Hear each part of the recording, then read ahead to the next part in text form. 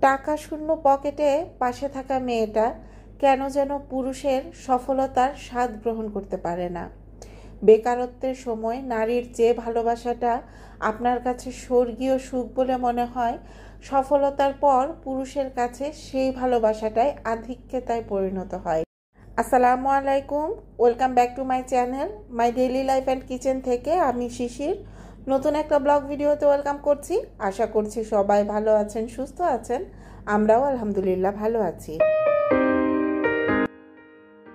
আপনার সংসার সন্তান সমানভাবে সামাল দিতে গিয়ে যে মেয়েটাকে আপনার আনস্মার্ট মনে হয়, আপনি বাড়ি থেকে বের হয়ে গেলে সেই মেয়েটাই আপনার জন্য অপেক্ষা করতে থাকে আপনি যেন নিরাপদে বাড়ি ফেরেন। আপনার সন্তান লালন পালন করতে গিয়ে আপনার স্ত্রীর মুটিয়ে যাওয়া শরীর, চোখের নিচের কালো দাগ, এইসব ভুলতে আপনি যখন পরনারীতে আসক্ত হন, তখন কি একবার মনে হয় না কত বড় বেইমান আমি? শখের পুরুষ কেন যেন সব সময় দ্বিতীয় নারীকেই বেশি ভালোবাসে। যখন একটা সম্পর্কের বিচ্ছেদ হয়, এই সমাজের লোকজন ঘুরে ফিরে সেই মেয়েটার দিকেই আঙুল তুলতে থাকে আর বলতে থাকে, নিজের দিকে কখনো তাকিয়ে দেখেছো চেহারার কি হাল করেছো? নিজের দিকে একটু যত্নবান হতে হয়।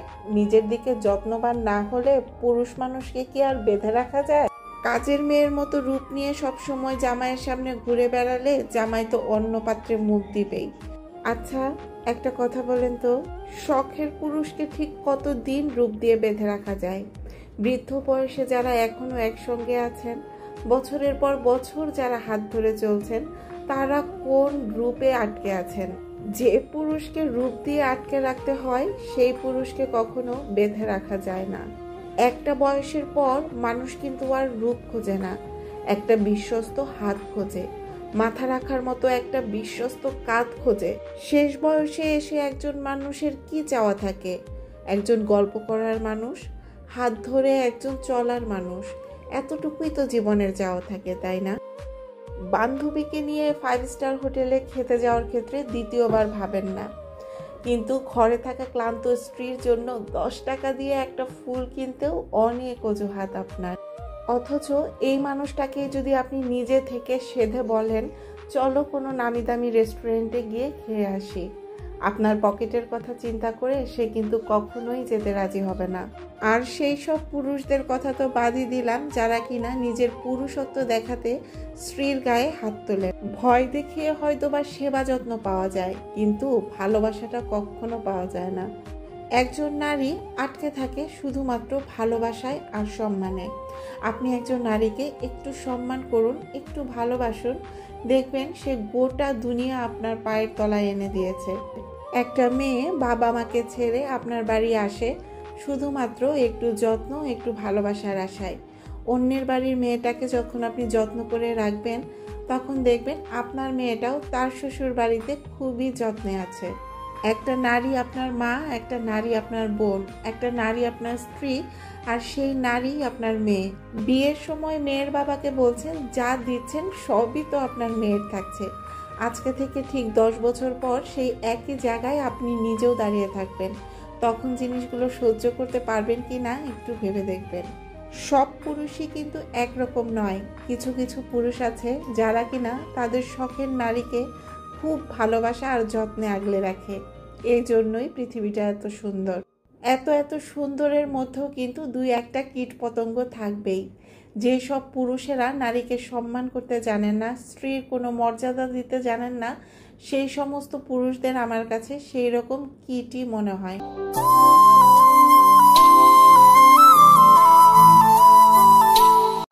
আমার বিয়ে হয়েছে 5 বছর। আমার যখন বিয়ে হয়েছিল তখন আমার হাজবেন্ডের কোনো রকম চাকরি ছিল না। বিয়েটা আমার নিজের পছন্দেই হয়েছিল। যেহেতু নিজের পছন্দের বিয়ে, আবার হাজবেন্ডের কোনো রকম আয় রোজগার নেই, সেইখানে শ্বশুর বাড়ির বোঝা আমি। পকেটে হয়তো বা হাজবেন্ডের টাকা ছিল না, কিন্তু ভালোবাসার কমতি ছিল না। বাইরে গিয়ে বেড়ানোর মতো পকেটে হয়তো বা রিক্সা ভাড়াটাও নেই, কিন্তু হাতে ধরে ঘন্টার পর ঘন্টা হেঁটেছি, কোনো রকম ক্লান্তিবোধ হয়নি। বাবা মার একমাত্র মেয়ে আমি, খুবই আদরের, খুবই যত্নের। এরকম অভাবের মধ্যে যখন দিন পার করছিলাম, বারবার ওরা বলছিল, তুমি এবার চলে এসো। কিন্তু এই হাতটা যে আমি কখনো ছেড়ে যাব সেটা চিন্তাও করতে পারিনি। এরকম চলতে চলতে একটা সময় আমার হাজব্যান্ডের একটা সরকারি চাকরি হলো। চাকরি হওয়ার জন্য কিছু টাকার প্রয়োজন ছিল। আমার খালা শাশুড়ি আমার বাবাকে বললেন, যা থাকবে সবই তো আপনার মেয়েরই থাকবে। আমার ভাগ্যের চাকা ঘোরাতে আমার বাবা সেই চাকরির জন্য টাকাও দিয়েছিল। ভেবেছিলাম ভাগ্যের চাকা ঘুরে গেছে, আমার খুব সুখে শান্তিতে বসবাস করছি। যেসব আত্মীয় স্বজনরা এতদিন আমাদের খোঁজ খবরও নিত না, সেই সব আত্মীয় স্বজনরা আমার বাসা ভর্তি। ততদিনে এক সন্তানের মা আমি। ঘর সংসার সব কিছু সামাল দিতে গিয়ে একটা সময় মনে হলো আমি আমার শখের পুরুষটাকে হারিয়ে ফেলছি। তার কাছ থেকে 5 মিনিট সময় পাওয়াটা আমার জন্য অনেক বড় আধিক্যতা। আমার জন্য তার কাছে কোনো সময়ই নেই। 5 মিনিট সময় চাইলেই শুনতে হয়, এত সময় চাও সময় চাও, যা করছি সব তো সংসারের জন্যই করছি। ঘরে বসে তোমার সঙ্গে গল্প করলে ইনকাম করবে কে? সংসারের ভালোটা চাইতে চাইতে হাজবেন্ডের কাছে সময় চাওয়াটা বাদ দিয়ে দিলাম। কিন্তু দিনকে দিন আমার সেই মানুষটার পরিবর্তন আমার চোখ এড়ালো না। যে মানুষটা একসঙ্গে খাওয়ার জন্য ঘন্টার পর ঘন্টা আমার জন্য অপেক্ষা করে থাকতো, সেই মানুষটা আজকাল আর বাসায় খাচ্ছেই না। আমি খেয়েছি কিনা বা খাবো কিনা সেটা জিজ্ঞেস করা তো আকাশ কুসুম ব্যাপার। ইদানিং অফিস থেকে ফিরলে তার শার্টের মধ্যে দামি পারফিউমের স্মেল পাই, যে পারফিউমের কোনোটাই আমার বাসায় নেই। এবার আমার একটু খোঁজ খবর নেওয়া উচিত। খোঁজ খবর নিতে গিয়ে আমার মাথায় আকাশ ভেঙে পড়ল। আমার হাজব্যান্ড ততদিনে পরনারীতে আসক্ত হয়ে গেছে, আর সে তার কলিগ।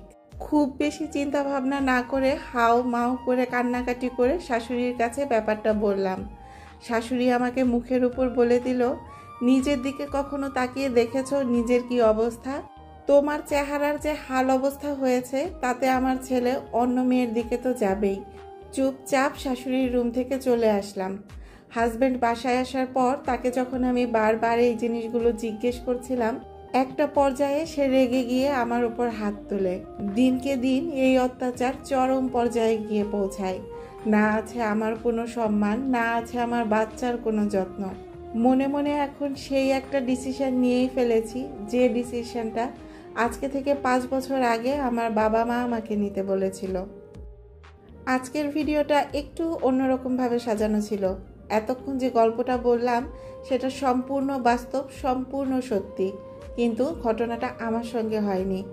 একজন আপু, যে কিনা আমার রেগুলার ভিউয়ার, একজন সাধারণ দর্শক, আমি তার নাম বলছি না, সে তার জীবনের এই সত্যি ঘটনাটা আমার ইনবক্সে শেয়ার করেছেন।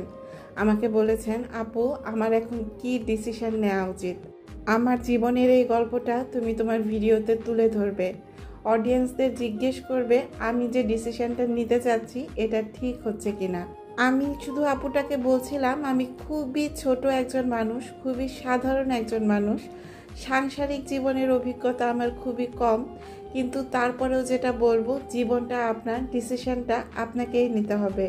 তবে আমার ব্যক্তিগত মতামত থেকে বলছি, যে পুরুষ একবার কিনা পরনারীতে আসক্ত হয়ে যায়, যে কিনা অকৃতজ্ঞর মতো অতীতকে ভুলে যায়, সে যে ঠিক একই ভুল পরবর্তীতে আবার করবে না তার কিন্তু কোনো গ্যারান্টি নেই।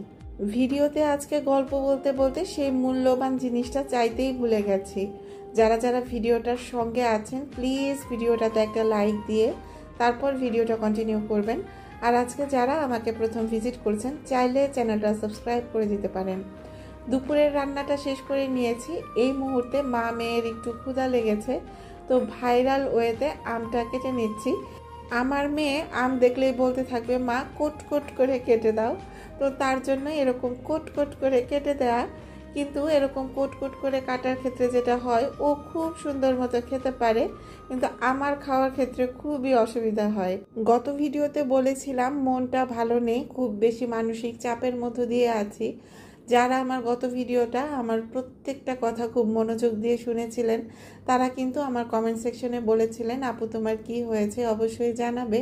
মন মানসিকতা ভালো না থাকলে রান্না করতেও ভালো লাগে না। তো শুধুমাত্র ইলিশ মাছের একটা তরকারি রান্না করেছি। ফ্রিজে কিছু মাংস ছিল, সেগুলোই গরম করে নেব। আমি আসলে একটু অসুস্থতায় পড়ে গেছি। অসুস্থতার থেকে মানসিক টেনশনটা খুব বেশি কাজ করছে। খুব তাড়াতাড়ি হয়তো বা একটা সার্জারি হবে আমার। তো সেই সব আর আজকের ভিডিওতে বলবো না, পরবর্তী কোনো একটা ভিডিওতে জানিয়ে দেব। আর এই দিকে আমার মনের সাহস সঞ্চার করার জন্য সাফানের বাবা তো আছেই, বিকাল হলেই বাইরে চলে যাচ্ছি বেড়াতে। আজকের ভিডিওতে যে আপুটার কথা বলেছি সেই আপুটা হয়তো আমাকে খুব আপন ভেবে তার মনের কথাগুলো উজাড় করে দিয়ে বলেছেন, কিন্তু এই ঘটনাগুলো অনেক ঘরে ঘরে হচ্ছে, সবাই হয়তো বা প্রকাশও করতে পারছেন না। হাজবেন্ড পরনারীতে আসক্ত, সব দোষ আমারই, এই কথা চিন্তা ভাবনা করেও অনেকে মুখ বুজে আছেন। যে মানুষগুলোকে আঁকড়ে ধরে আমরা আমাদের সারাটা জীবন পার করে দিতে চাই, সেই মানুষগুলোই সব থেকে বেশি কষ্ট দেওয়ার ক্ষমতা রাখে। আপনি ঠিক যতটা তাকে ভালোবাসেন, আপনার বিপরীতে থাকা মানুষটা আপনাকে দুমড়ে মুচড়ে ভেঙে দিতে ঠিক ততটুকুই ক্ষমতা রাখে, কারণ সে জানে আপনি ঠিক কতটা দুর্বল তার প্রতি। আমি ছোট একজন মানুষ হয়ে ঠিক এতটুকুই বলবো, আজকে আপনি পরিবর্তন হন, আপনার দেখা দেখি আরো 10 জন পরিবর্তন হবে।